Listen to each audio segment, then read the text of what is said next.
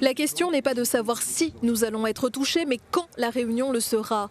Les mots prononcés par le préfet ce matin ont finalement trouvé une réponse cet après-midi.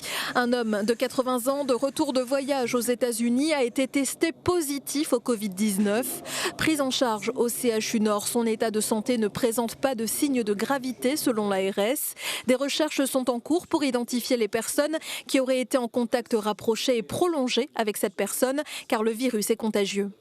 Elle touche potentiellement tout le monde. C'est une maladie contagieuse parce que c'est une maladie virale et que le virus en plus est potentiellement vraiment contagieux. Je donne un chiffre, pour une personne contaminée, on peut avoir jusqu'à 3 personnes touchées dans ce qu'on appelle les cas contacts proches.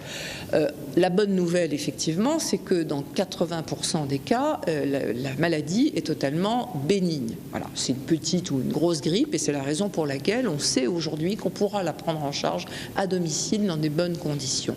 Les personnes qui présentent des symptômes de la maladie sont invitées à contacter le 15. C'est en effet le SAMU qui détermine si un dépistage de Covid-19 doit être effectué.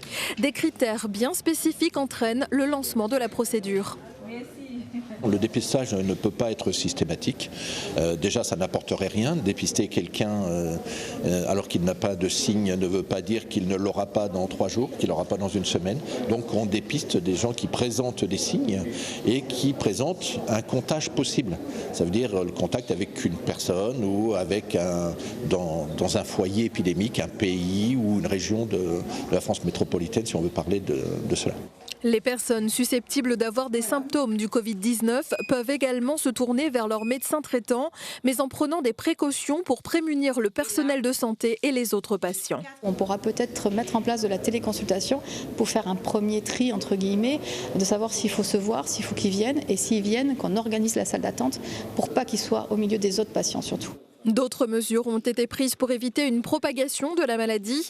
Outre l'interdiction des rassemblements de plus de 1000 personnes, des consignes ont également été données aux mairies à J-4 du premier tour des municipales, notamment la mise à disposition de lavabos ou de gel antibactérien dans les bureaux de vote.